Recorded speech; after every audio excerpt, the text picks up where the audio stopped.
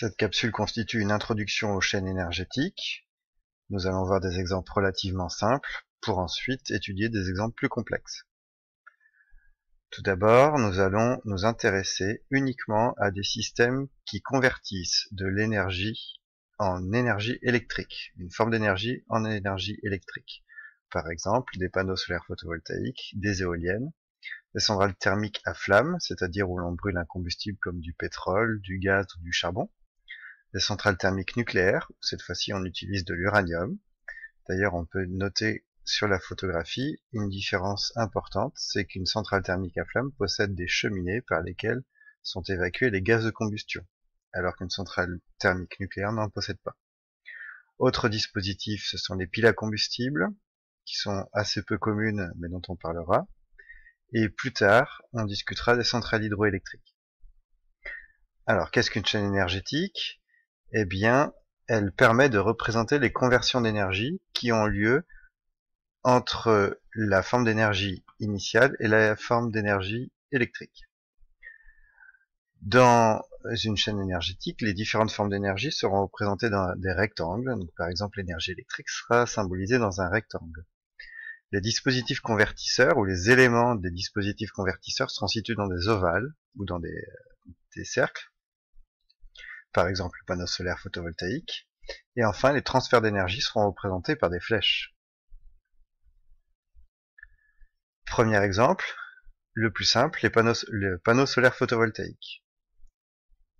Alors, un panneau solaire a besoin du soleil, c'est la ressource énergétique, pour produire de l'électricité.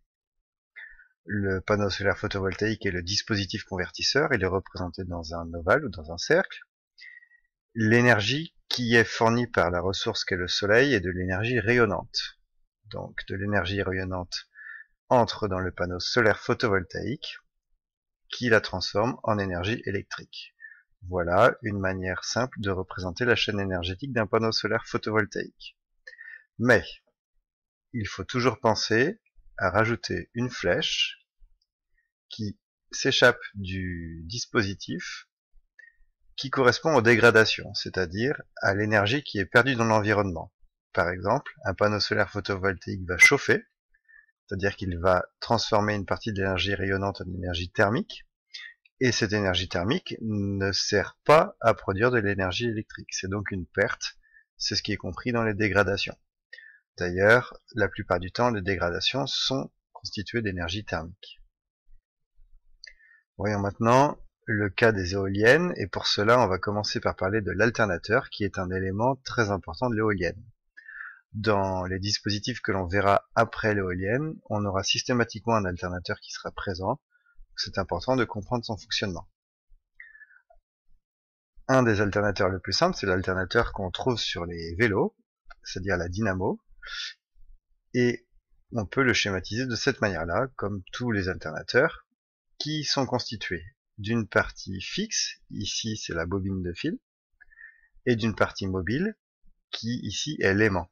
Alors sur la photo, la bobine se trouve en bas, et l'aimant c'est la partie gris foncé qui se trouve juste au-dessus. L'élément mobile est mis en mouvement, ici c'est le galet, la partie en plastique tout en haut, qui frotte sur la roue du vélo, et c'est la rotation de la roue sur le galet qui entraîne la rotation de l'aimant dans la bobine. Et c'est le mouvement de l'aimant par rapport à la bobine qui produit de l'électricité. De manière générale, l'élément mobile, ici l'aimant, il est fixé à ce qu'on appelle la turbine. Le terme de turbine, c'est un terme général. C'est la partie mécanique qui est mise en rotation. Alors, c'est le galet pour la dynamo, ou ce sont les pales de l'éolienne, par exemple. Alors, intéressons-nous à la chaîne énergétique d'une éolienne. Sur le document court, on trouve les éléments qui sont représentés ici. À droite va se trouver l'énergie électrique qui est produite par l'éolienne, et la ressource énergétique qui entre dans l'éolienne, qui est utilisée par l'éolienne, c'est le vent, c'est l'air en mouvement. Tout objet en mouvement possède de l'énergie cinétique, donc la forme d'énergie qui entre dans le système éolien, c'est l'énergie cinétique. L'énergie cinétique du vent va permettre de mettre en rotation les pales de l'éolienne, ce qui constitue de manière générale la turbine. Et ces pales vont mettre en mouvement la partie mobile de l'alternateur. C'est-à-dire que la partie mobile de l'alternateur possédera de l'énergie mécanique liée à son mouvement.